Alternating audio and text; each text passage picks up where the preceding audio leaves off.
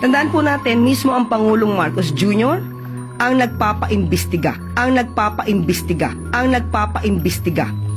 Dahil nalaman po niya kung ano ang nangyayari at siya po ang bumisita mismo.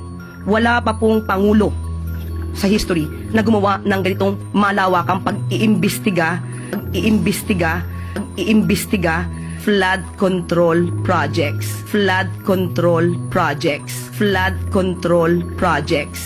A few inches later. Kung seryoso lang talaga ang presidente, tapos na yan sa isang araw lang.